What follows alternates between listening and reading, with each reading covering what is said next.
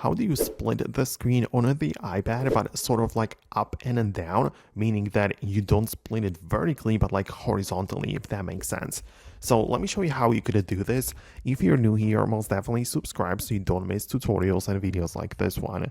So I would recommend you to make sure you run the latest version of iPad OS. It's currently the iPad OS 26.1.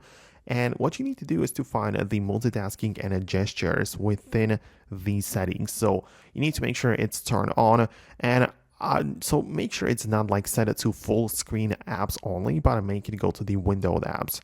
And it just means that you can be inside of any application and just grab it from the bottom right corner and sort of like make it smaller. That is one way to do it. But also what you could do is to open more things, like more applications from your iPad. So you're going to open up another app again and just change it like this.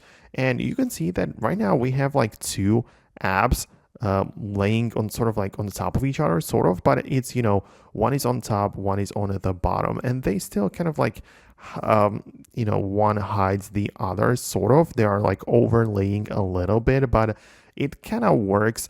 It depends on how exactly you want to use it, but it gets the job done, and you have the iPad split like this horizontal way, which I believe is the thing that you wanted to achieve. So let me know in the comments below if you managed to do what you needed. Hit the thumbs up if it worked for you. Subscribe for upcoming tutorials and videos like this one, and I'll see you later. So stay tuned and I'll talk to you soon.